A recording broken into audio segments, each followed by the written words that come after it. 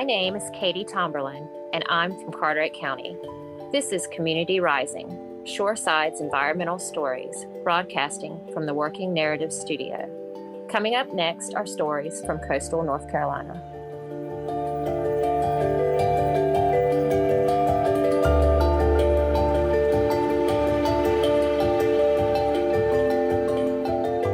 Hi, I'm Kayla Gilliams, and I'm a reporter for Community Rising. On July 5th, the Atlantic Coast Pipeline was canceled. If built, it would have spanned 600 miles and carried natural gas that had been obtained from fracking, a way of drilling for natural gas that involves injecting the earth with highly pressurized water and chemicals. The pipeline would have spanned from West Virginia down through some of the poorest communities of color in North Carolina, bringing dangerous impacts to already vulnerable communities.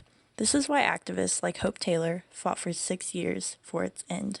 I'm Hope Taylor. I'm Executive Director of Clean Water for North Carolina. And since 2012, we have helped to pull together an alliance of folks deeply concerned about fracking. And so the first we heard about the Atlantic Coast Pipeline was in 2014. And we heard about this fracked gas pipeline that was to be bringing gas through West Virginia, down through Virginia, and into North Carolina. And as we saw the developing proposed route in North Carolina, it became clear that it was selectively going through counties that were both lower income and higher percent people of color, both African American and Native American communities in North Carolina that were going to be impacted. So we knew the pipeline wasn't needed.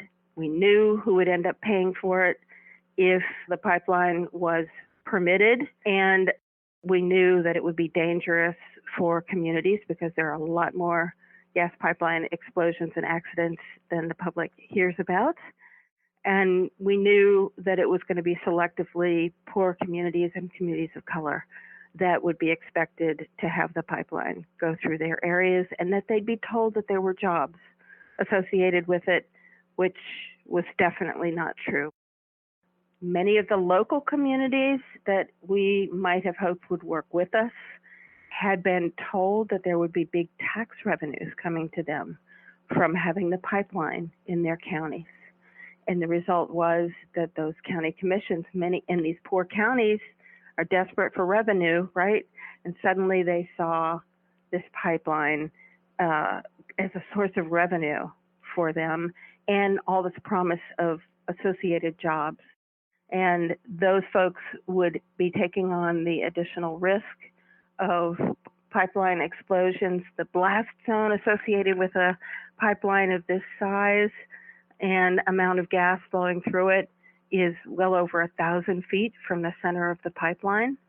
So people and animals and anything either side of the pipeline for 1,000 feet could be incinerated to nothingness if there was a leak and explosion in the pipeline. So it's more than just health, it's actually safety. And more of the investors in this pipeline are stepping back and saying, this is a loser. This is not going to be a net gain for the economy, and it's not needed for what they say it's for. And we were horrified at the things that were included. An environmental impact statement that was mostly drafted by Dominion Energy, claiming essentially no water impacts, and certainly claiming that there would be no environmental justice impacts when all the evidence was to the contrary.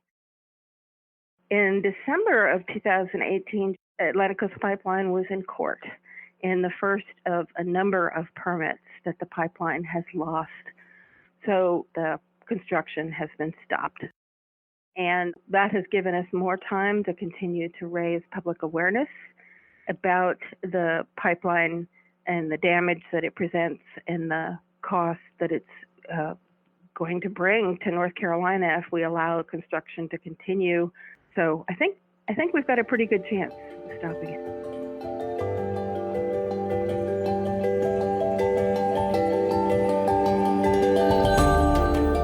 You've been listening to Community Rising, Shoreside's Environmental Stories.